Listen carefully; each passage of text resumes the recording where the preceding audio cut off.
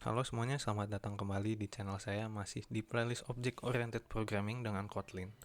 Kali ini kita sudah memasuki episode ke-16 dan kita akan membahas lagi tentang interface. Nah, kalau kita membahas interface, tidak lengkap jika tidak dibandingkan dengan abstract class karena memang lumayan mirip gitu ya. Di sini saya punya definisi dalam bahasa Inggris agar tidak menghilangkan esensinya. Jadi interfaces in Kotlin can contain declaration of abstract methods as well as method implementation.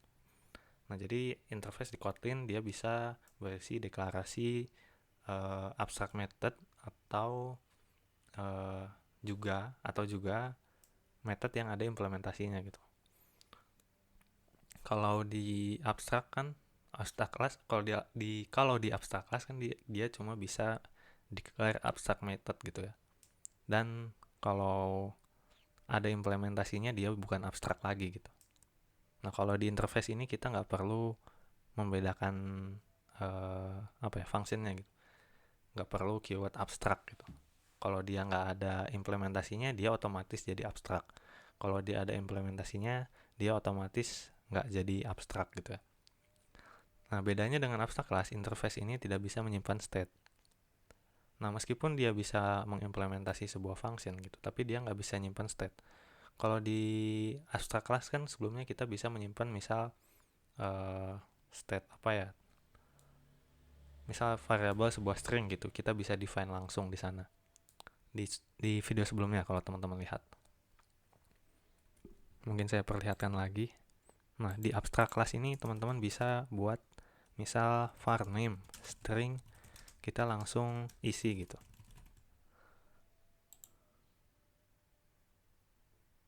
Oh, ini udah ada name-nya, saya hapus. Nah, ini dia bisa gitu, ini namanya state gitu ya. Nah, kalau di interface dia itu nggak bisa. Nanti saya akan contohkan bagaimana ketidakbisaan interface menyimpan state. Nah, meskipun nggak bisa menyimpan state, tapi dia itu bisa memiliki property, tapi harus abstrak atau mempunyai aksesor. Jadi kalau nggak abstrak, dia bisa mempunyai aksesor. Nanti aksesor itu seperti apa saya akan contohkan. Sebuah kelas dapat mengimplement lebih dari satu interface. Nah, kalau di abstrak class kan sebelumnya kita hanya bisa mengextend atau mendapat turunan dari satu abstrak class saja. Nah, kalau interface ini dia bisa banyak gitu. Jadi kita buat kelas, kita nge-implement lebih dari satu interface itu memungkinkan. Sebuah interface dapat mengimplement interface lain.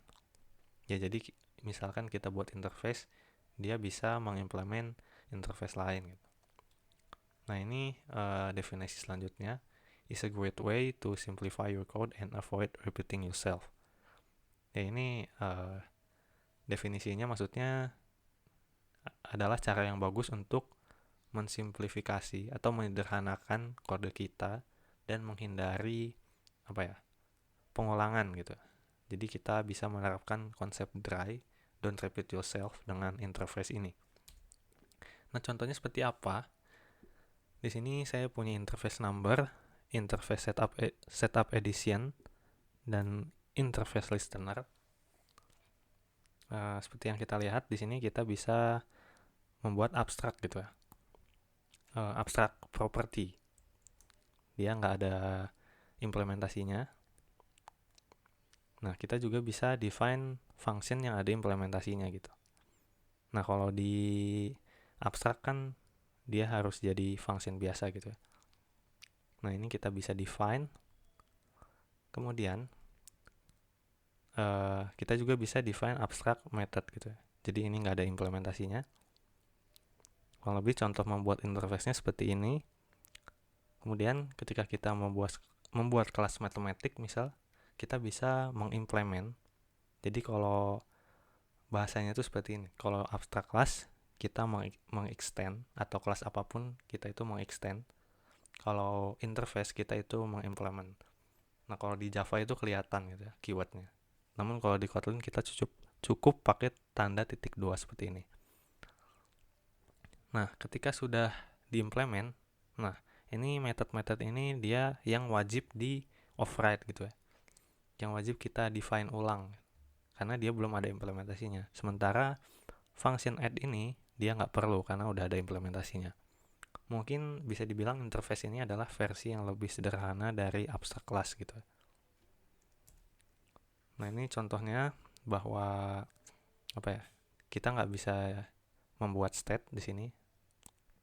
Misalnya kita buat state integer, kita isi 10, itu nggak bisa. Property initializer are not allowed in interface. Nah, alternatifnya kita bisa membuat aksesor. Aksesor ini seperti ini. Kita define propertinya, kemudian kita define aksesornya, get seperti ini. Tapi kita nggak tapi di interface ini dia nggak ada backfield, kalau nggak salah backfield. Jadi biasanya kalau di get ini dia manggil nama variabelnya gitu. Kemudian di sini contoh lagi untuk yang implementasi dan tidak ada implementasi.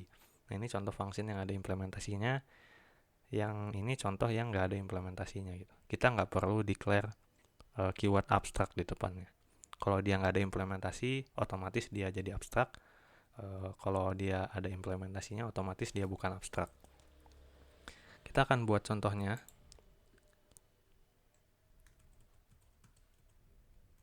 Saya akan buat kelas example interface.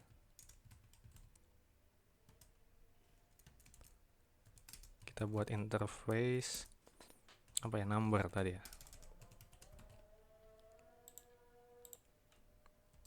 Nah, jadi kita define sebuah property, misal val num1, val num2. Nah, dia nggak bisa ada implementasinya gitu, segini nggak bisa. Maka dia harus abstrak atau ada aksesor. Kemudian kita buat interface setup edition. Kita buat function yang ada implementasinya, misal add. Kita add num1. Oh ya, kita harus mengimplement number dulu. Seperti ini, baru kita bisa akses num1-nya. Num2. Seperti ini. Kemudian kita buat apa lagi tadi ya? Langsung kita buat listener-nya gitu.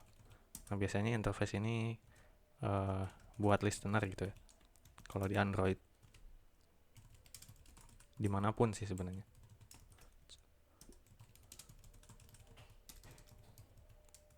Nah, kemudian kita buat kelas math misalnya. Kita implement terhadap listener dan setup edition gitu. Nah, dia langsung otomatis akan merah gitu. Kita bisa enter, kita bisa implement member gitu. Kita Ctrl A. Nah, maka method-method dan properti yang wajib di override dia langsung tergenerate seperti ini gitu, secara otomatis. Nah, sementara yang ini enggak, karena dia udah punya implementasi. Nah, mungkin seperti itu. Konsepnya seperti ini sih. Kalau teman-teman mau praktekkan, bisa aja langsung buat function main, kemudian buat implementasinya sefleksibel teman-teman. Coba aja eksperimen terus gitu ya. Ulik-ulik terus interface ini, karena menurut saya sering sekali gitu interface ini digunakan. Banyak sekali case-case-nya jika teman-teman ingin menggunakan interface.